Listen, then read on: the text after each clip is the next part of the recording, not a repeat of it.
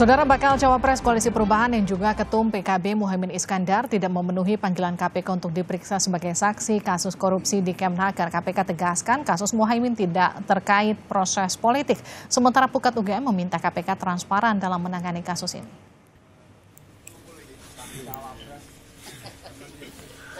Bakal cawapres Koalisi Perubahan yang juga Ketua Umum PKB Muhaimin Iskandar batal menjalani pemeriksaan di KPK. Caimin tidak bisa hadir di Gedung Merah Putih KPK karena ada kegiatan di luar kota. KPK akan menjadwal ulang pemeriksaan Muhaimin Iskandar pekan depan. Tim penyidik KPK tadi menyampaikan bahwa telah menerima surat konfirmasi gitu ya dari saksi ini tidak bisa hadir karena ada agenda lain di tempat lain tentunya. Oleh karena itu, tim penyidik tentu akan menjadwalkan kembali pemanggilan terhadap saksi ini nanti minggu depan, gitu ya. Jadi bukan di hari Kamis tanggal 7 September, sebagaimana permintaan dari saksi, tapi penyidik mengagendakan nanti di minggu depan. Dan tentu kami juga akan sampaikan kembali ya kepada saksi ini untuk hadir sebagaimana waktu nanti yang ditentukan. Caimin tidak hadir di KPK karena ada serangkaian agenda di Provinsi Kalimantan Selatan.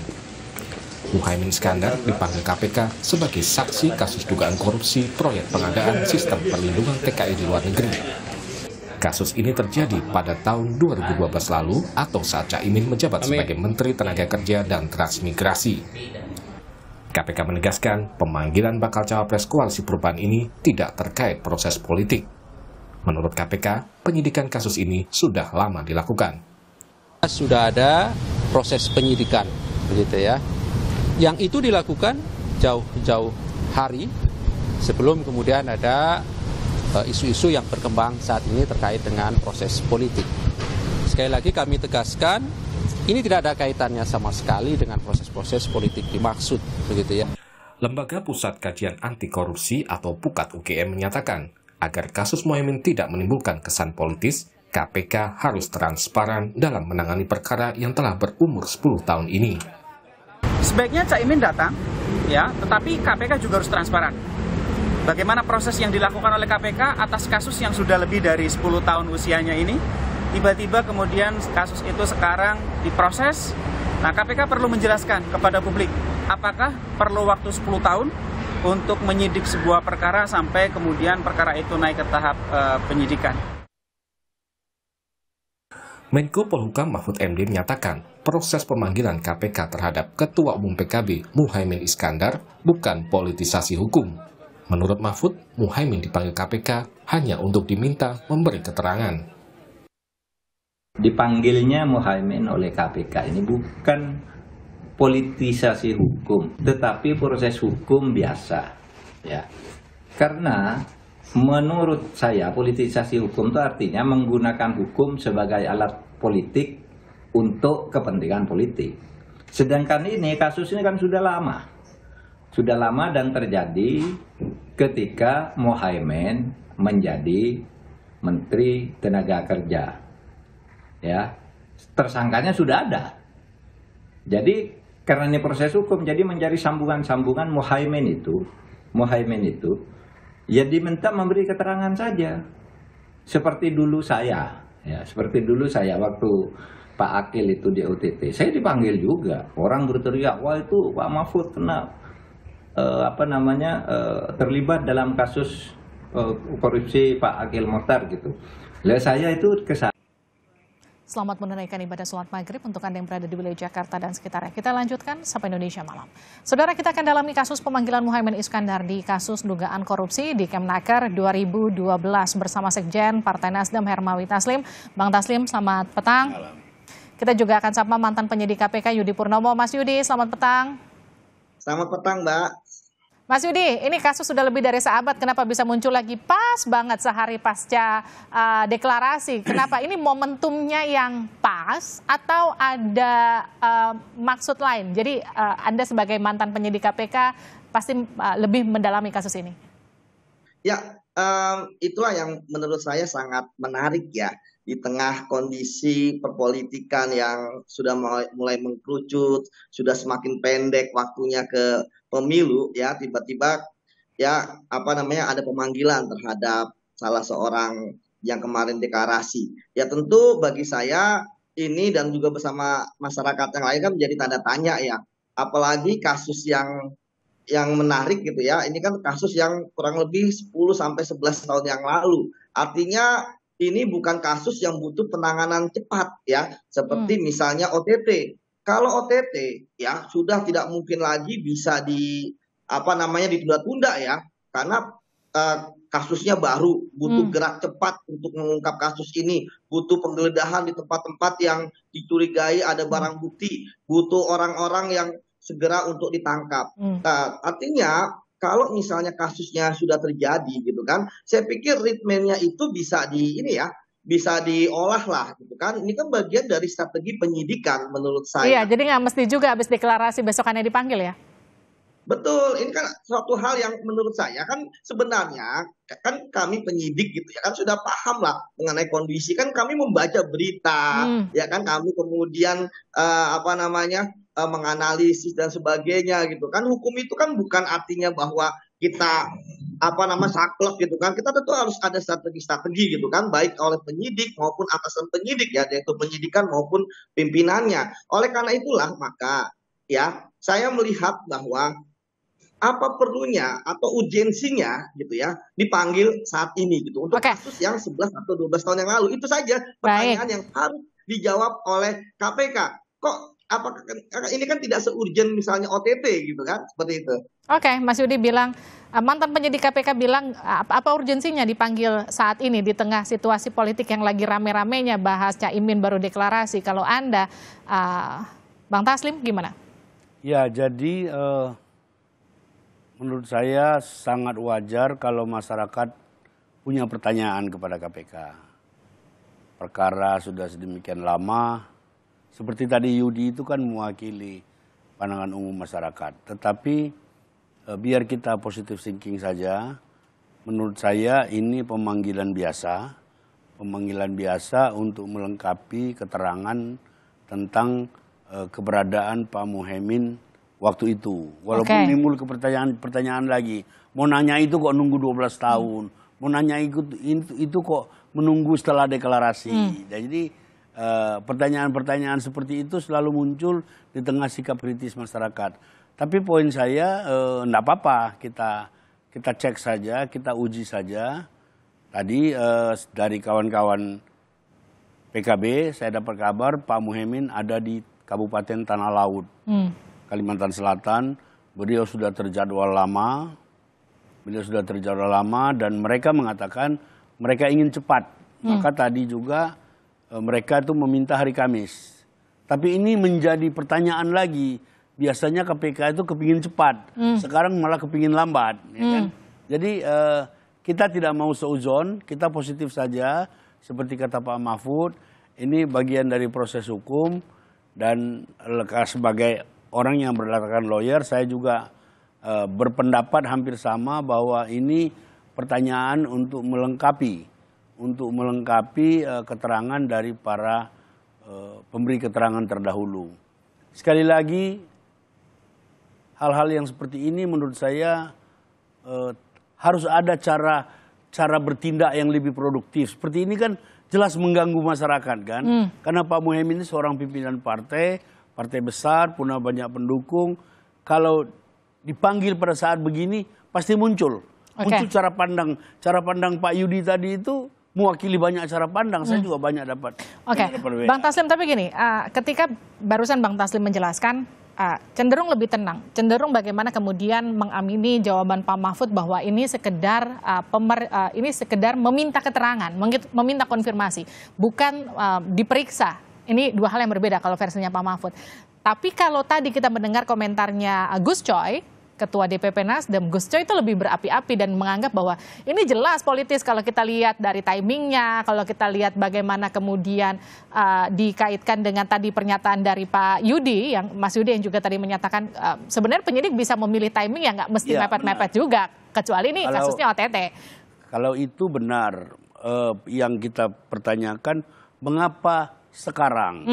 Kenapa tidak dulu-dulu atau nanti? Ini kan sedang ada gawean yang bisa menimbulkan penafsiran macam-macam di masyarakat. Tetapi itulah KPK kita. Itulah KPK sekarang. Mau tidak mau kan kita harus terima. Ini KPK kita. Kita punya dengan berbagai kontroversi. Saya sebagai lawyer juga punya banyak sekali pengalaman di KPK. Aneh tapi nyata, tapi ya sudahlah. Kalau memang seperti ini, dan Pak Muhaimin juga sudah menyatakan akan datang untuk memberi keterangan. Sekali lagi yang kita pertanyakan, bukan seuzur, kita pertanyakan mengapa harus sekarang? Kan? Kenapa timingnya buru-buru setelah deklarasi? Kenapa timingnya setelah deklarasi? Kenapa kalau misalnya ini sprindiknya sudah keluar Agustus, ya kenapa bukan September? Gini, Bang Taslim, ini kan kasus lama 2012, sudah ada 3 tersangka. Koreksi saya kalau salah ya, Mas Yudi juga silakan dikoreksi. Sudah ada 3 tersangka. Dari awal ketika kemudian proses bergulir, dari mulai pemeriksaan saksi sampai penetapan 3 tersangka, kan nama Muhaimin Iskandar itu sudah mulai sering disebut-sebut. Ketika kemudian Nasdem mendeklarasikan, Muhaimin sama Anies, ini masuk pertimbangan Nasdem enggak? Kalau ini mungkin saja akan kemudian proses hukumnya bergulir setelah deklarasi. Gini, ketika Pak Anies memilih Pak Muhaimin, itu semua track record kita pelajari dan kita tahu ini perkara ini. Kita kan harus memilih. Kita harus memilih. Tentu memilih itu ada kemungkinan konsekuensi. Dan kalau seperti sekarang ini terjadi, tentu ke depan kalau misalnya ini terjadi apa-apa dan berlanjut, tentu kita juga harus ambil bagian dalam proses ini. Kenapa? Karena Muhaimin sekarang bukan cuma milik PKB, Muhaimin juga sudah milik Koalisi Anies, Perubahan. Muhaimin sudah milik Nasdem. Nah, itu sebabnya tadi saya koordinasi, saya coba telepon kawan-kawan, coba tenangkan mereka. Nggak apa-apa, kalau sudah pemanggilan seperti ini, sebagai warga negara yang baik kan beliau harus hadir. Tapi kita akan terus memantau, kita mesti terus mencari kedalaman, motivasi kenapa momentum seperti sekarang ini. Pertanyaan Pak Yudi tadi itu pertanyaan banyak sekali masyarakat. Bahkan sudah banyak suara-suara macam-macam untuk orang kecil, tapi biarlah itu berjalan. Sekali lagi saya bilang, ini KPK, ini KPK kita, mau kita apain? Ini kita punya semua. Saya ke Mas Yudi. Mas Yudi, kalau Pak Mahfud katakan ini hanya meminta keterangan, ini bukan pemeriksaan. Pemeriksaan itu artinya diduga terlibat. Kalau meminta keterangan kan hanya menambahkan informasi yang sudah didapatkan KPK. Tapi sebetulnya apa sih yang pengen digali dari Muhaimin kemudian ketika ada satu kasus di satu kementerian sampai menterinya dipanggil, seberapa besar informasi yang kemudian dibutuhkan? Ya, pertanyaan yang bagus ya. Bahwa kita masuk ke materi ya, mengapa sih seorang menteri harus dipanggil? Padahal pertanggungjawaban pidana kan pertanggungjawabannya lebih kepada tersangkanya. Ya. Nah, kalau saya melihat ya, dan ini sebenarnya Pak Muhaimin ini kan bukan yang pertama ya menteri yang dipanggil ketika ada kasus korupsi terkait dengan anak buahnya ya.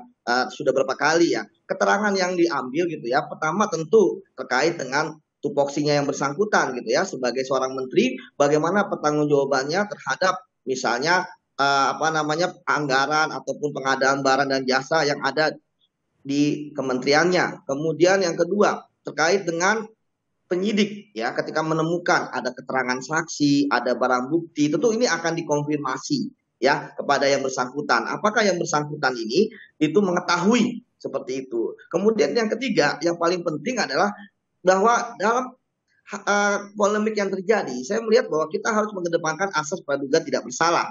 Dan kalau tadi saya katakan beliau itu bukan hanya untuk melengkapi berkas ya, tapi beliau dipanggil jelas kok sebagai saksi. Artinya dia dianggap ya oleh penyidik KPK ya orang yang mengetahui, melihat atau menyaksikan terjadinya suatu peristiwa pidana, dalam hal ini korupsi yang ada di Kemenaker Trans. Tapi ya terkadang ya kita ingin melihat ya sampai sejauh mana keterlibatan yang bersangkutan sampai tadi saya katakan urgen untuk dipanggil.